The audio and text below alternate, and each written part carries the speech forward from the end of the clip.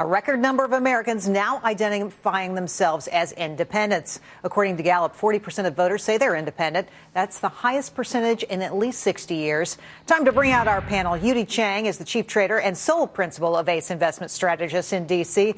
David Rare is a former NAB president and current media, politics, and business professor at George Washington University. And Monica Crowley has her own radio talk show. Monica, let's start with you. Yes, no, these are very interesting numbers. And what it tells me, Jerry, is that more and more Americans are just absolutely, totally fed up with both parties. But actually, when you look at the internals of these numbers, it shows a greater hemorrhaging away from the Democratic Party toward being independent than a hemorrhaging away from the Republican Party. Also, when you look at internals, 42% of the American people self-identify as conservative. That doesn't mean a political party, but they could identify themselves as conservatives. Only 19% identify themselves as liberals. So going into this election, the growing number of independents actually might redound to the Republicans' benefit. David, what do you say? Well, I think that it's good news for the Republicans. In 2010, the Democrats were up by 1 point, according to Gallup. Now the Republicans are up by 2, which is a 3% change, and that probably bodes well for them in the elections in November. Yu-Dee, do you think there's any voting for the elections in these numbers? What does it all mean? Yeah, I think so. I think, usually prior to election, the number of independents does go up. However, when they actually vote, they don't necessarily vote independent, right? So even Ross Perot back in 1992, at the end, he only gets about 17% with 19% of the vote. So I think these so-called independent, like Monica said, they're just fed up. They look to the left. I don't want to be to the left. They look to the right. They look to the teacup. I don't want to be that. And who would want to be a card-carrying member of the Occupying Wall Street? So right now they're saying we're fed up with all of the party. We don't want to be independent. Yeah. Come election time, I think they will start to vote toward one direction or the other. Right. Well, and devil's in the details. We'll be watching all of that, of course. Fascinating story today from Apple CEO Tim Cook. He could wind up being the highest paid CEO in 2011, $378 million. But he can't cash in just yet. Yu-Dee, is this man worth this kind of money? Yeah, I think so. You might ask, how much is exactly $378 million? Okay. $378 million, actually, for every iPad that was sold last year, we are paying Tim $9. With $378 million, he could actually buy 500,000 iPhone 4S without being on the 2-year plan, okay? So is he worth it? I don't know if he's worth it or not, but he does have to prove it. Don't forget, out of the $378 million, $376 million is actually in the stock option, which won't be vested until 4.5 years later and 9.5 years later. So he's supposed to be like a corporate CEO to create the long-term wealth of the shareholders in order for him to benefit. I think it's actually pretty fair. I would be happy to wait for that. Monica, what do you say? Sounds like a good payday. Look, this is the free market. If this is what the market will bear, if the board of directors, if the shareholders, if the value of the company, the value of the products, the amount of profit they're turning, if all of that comes into play and they decide that the CEO is worth that money, then God bless them. And can I have a loan? Yeah, exactly. Can I at least have an iPad? A gift. David, you look at this guy has not been at the company very long at all. And as we know, the founder of that company, so important to the development of the new products, the whole ethos of the company built around him. He passed recently. It's surprising to me that you would give the person coming behind him this kind of payday. Is it, or am I just being naive?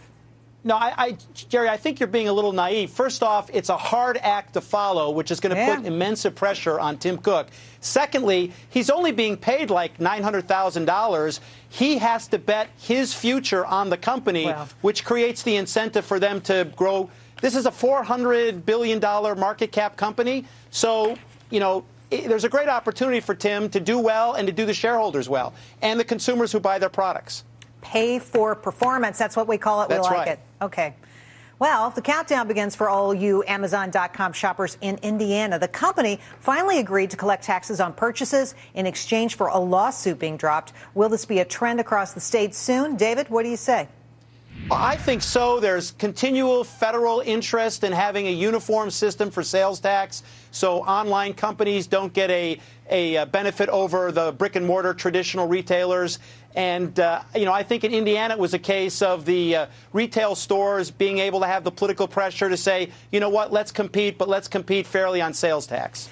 I think, go ahead, Monica. This is such a bummer. As a huge online shopper, it's such a bummer. Online shopping had two major advantages. Number one, convenience, so you don't have to schlep out to a brick and mortar store. Number two, no sales tax. And look, these states are drowning, cities are drowning. Of course, the federal government is drowning in debt. They're looking for every revenue stream possible. So, of course, once again, they're going to stick it to the consumer. Well, so there goes my iTunes account. Yu-Dee, what do you say? Well, that's exactly it. It's really not that Hoosiers shouldn't be paying this tax. They are, well, they should be paying for it. They're supposed to claim it on all these online purchases and also mail orders on their tax return. The point is, are we going to make online companies to collect them? But again, you know, Amazon, I don't know what they're crying about. You know, the state of Indiana is right next to Illinois. So Chicago politics, although you were promised if you build a distribution center there, maybe we won't let you collect it. But now, like your guest said, time is tough, man. We need every single dollar we collect. So go collect our taxes. Who believes a politician to begin with? They ought to have their heads examined. Okay, here's some good news. Believe it or not, small businesses grew even more confident in December, marking the fourth straight month of rising outlook on the economy and their future. David, I love this. Like to see the confidence rising with small business because those are the people who hire. Well, that's right, but that's only half the story, unfortunately. The index at the NFIB is still in recessionary levels.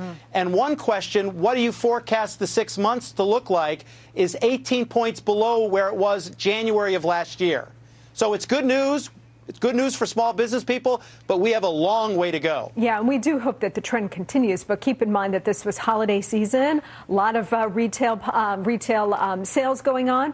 We hope that the confidence remains, but remember, nothing in the political dimension has changed. You still have Obamacare, you still have looming taxes coming down the pike, all sort of oppressing any kind of growth among small businesses. They don't know what it's going to cost them tomorrow to hire a new employee. So you're right, they do generate 70% of all new job creation in America, but without any kind of repeal of Obamacare, repeal of the EPA regulations, repeal basically of the entire Obama presidency, I don't see how the dynamic changes very much. Well, we'll have to watch and see. We're definitely all for those small business operators because they are so critical to this economy. That's right. Yu-Dee, we got to leave it there. David, Monica, everybody, thanks so much for helping us out tonight. Great job, as always. Thank you. Now, we want to bring you a